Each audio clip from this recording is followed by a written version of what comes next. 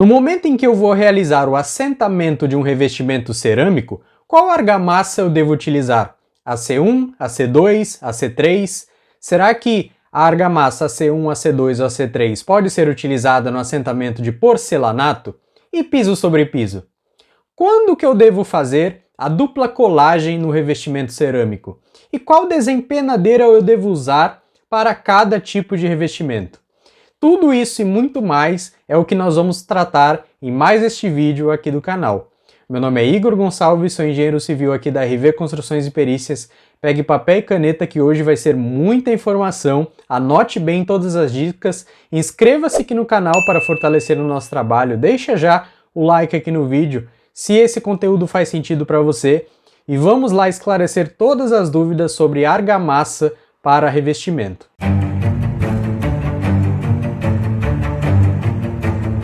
Argamassa é qualquer mistura homogênea de agregados, aglomerantes e água com propriedades de aderência e endurecimento. E existem vários tipos de argamassa. Argamassa para assentamento de revestimento, assentamento de alvenaria, revestimento de alvenaria, argamassa de rejuntamento, entre outros tipos de argamassa. E a que nós vamos tratar no vídeo de hoje é sobre a argamassa de assentamento de revestimento, a argamassa colante. E existem duas classificações para a argamassa colante, que é a argamassa colante que faz aderência mecânica e a argamassa colante que faz aderência química. Qual que vai ser a diferença básica entre aderência mecânica e aderência química? A argamassa de aderência mecânica, ela vai preencher os poros do revestimento cerâmico. Então ali atrás, onde a gente faz a aplicação da argamassa, existem alguns poros no revestimento que a argamassa de aderência mecânica vai preencher esses poros e vai fazer a aderência por um processo mecânico, porque a gente vai unir a aderência, a penetração da argamassa nesses poros com a argamassa de fora e vai fazer uma aderência ali de um processo mecânico, um processo físico. O outro tipo de classificação da argamassa colante é a argamassa colante por aderência química, que é indicada para aquelas peças que não possuem esses poros. Se não possuem esses poros na parte de trás do revestimento, a argamassa não tem o que preencher ali, ela não tem que entrar em lugar nenhum porque não tem poros, então a argamassa não vai conseguir entrar.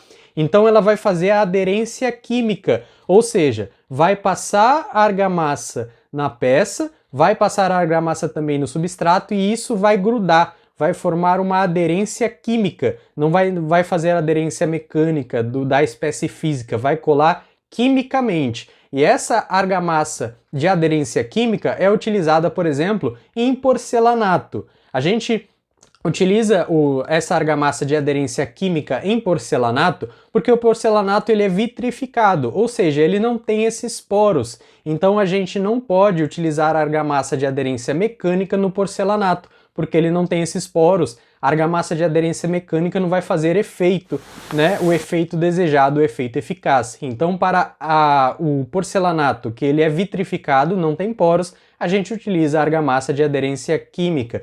A mesma coisa em piso sobre piso. Em piso sobre piso a gente também não pode utilizar a argamassa de aderência mecânica, porque ele não vai ter poros para penetrar e fazer a aderência física. Necessita de uma argamassa de aderência química para fazer ali a colagem eficaz do produto.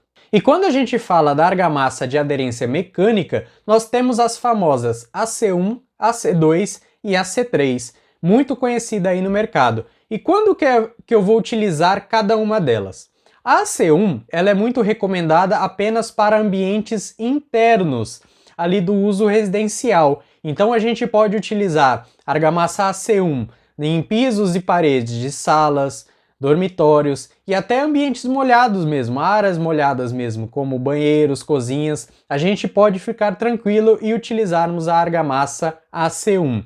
A argamassa AC2 ela já é indicada para ambientes externos, então a gente pode utilizar ali na nossa garagem, por exemplo, em pisos e paredes externos, a argamassa AC2. Ela também é recomendada para a aplicação de revestimento em piscinas de água fria, certo? Água fria, não água quente, que aí a gente já tem a recomendação da AC3 que nós vamos falar já já. Então, ambientes externos, piscinas de água fria, até pisos industriais mesmo, onde vai ter um certo tráfego, né, de pessoas, a gente pode utilizar sim a argamassa AC2, ok? Então aí está a diferença básica. AC1, pisos e paredes de ambientes internos, AC2, pisos e paredes de ambientes externos. Só que a gente ainda tem a AC3, que ela tem uma aderência muito melhor do que a AC2 e a AC1 e é recomendada ali em fachadas. Então, quando a gente tiver fachada, ambiente exposto diretamente às intempéries, sol, chuva, a gente tem que utilizar a argamassa do tipo AC3, que é recomendada para esses casos. Se a gente utilizar a argamassa do tipo AC1 ou até AC2 e nesses ambientes em fachadas, o risco de desplacamento cerâmico é muito grande. Então existe a AC3 justamente para fazer uma aderência melhor em fachadas. A argamassa C3, como eu comentei também, ela pode ser utilizada ali em piscinas de água quente, em saunas, e esses grandes revestimentos cerâmicos, a recomendação é que revestimento a partir de 60 por 60, aqueles revestimentos cerâmicos maiores mesmo, eles são recomendados a utilização de argamassa AC3, independente do ambiente. Então, se a gente está utilizando revestimento cerâmico maior do que 60 por 60, mesmo que seja dentro de casa, a recomendação é que seja argamassa do tipo AC3. Então, para fazer um resumo aqui, argamassa AC1 em ambientes internos, como salas, dormitórios, cozinhas, banheiros, né? Tanto áreas secas como áreas molhadas. A argamassa AC2 para pisos e paredes externos e também piscinas de água fria e pisos ali de tráfego de pessoas.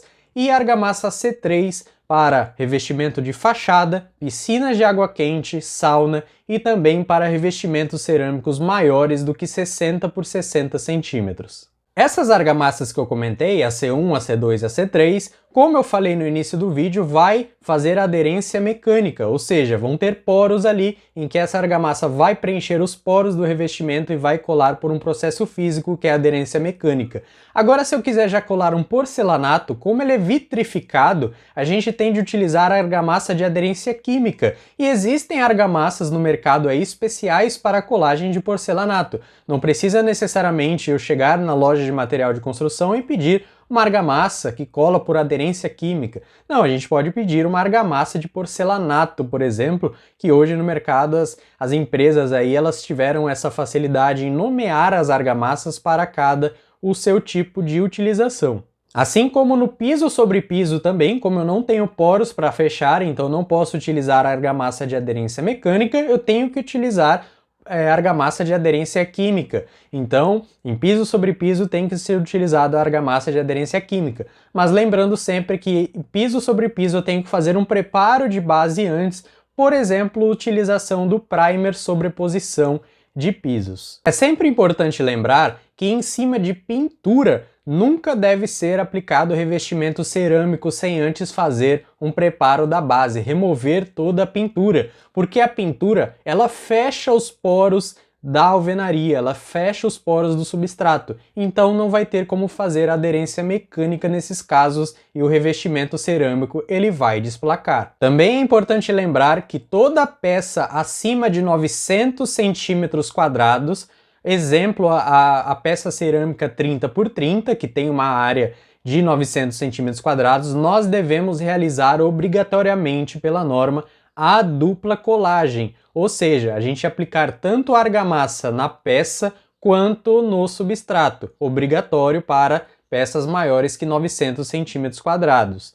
E essa dupla colagem ela garante que tenha um contato com a argamassa em todas as partes das peças, porque a gente sabe que vem algumas peças que elas não são perfeitamente alinhadas. A gente sabe que a gente tem algumas peças côncavas, a gente tem algumas peças convexas, então a dupla colagem ela vai garantir ali a adesão da argamassa em todas as partes da peça e do substrato, quando tiver peças ali maiores que 900 centímetros quadrados. Em relação à desempenadeira para a criação dos cordões de argamassa na peça, é recomendado que, para peças até 400 centímetros quadrados, seja utilizada a desempenadeira de 6 milímetros em áreas internas e de 8 milímetros em áreas externas.